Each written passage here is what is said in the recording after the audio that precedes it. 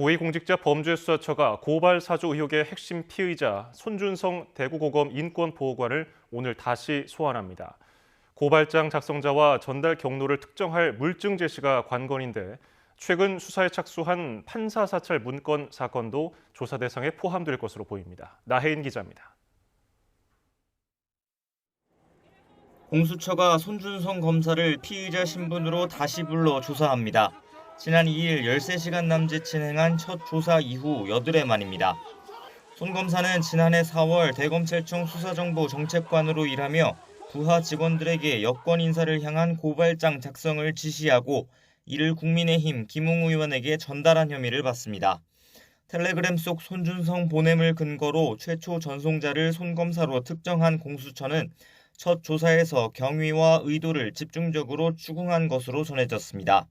제보자 조성은 씨 휴대전화를 포렌식해 최초 전송 시간도 파악했지만 손 검사는 대부분 기억나지 않는다는 취지로 진술한 것으로 알려졌습니다.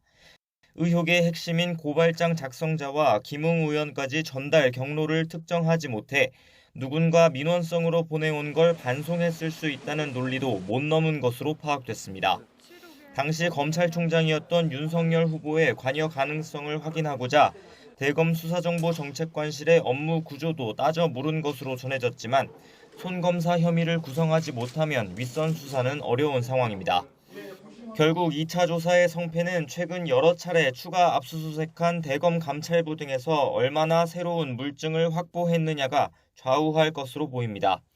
또 이번 조사 범위엔 최근 윤 후보가 추가 입건된 판사 사찰 문건 의혹 사건도 포함될 수 있습니다.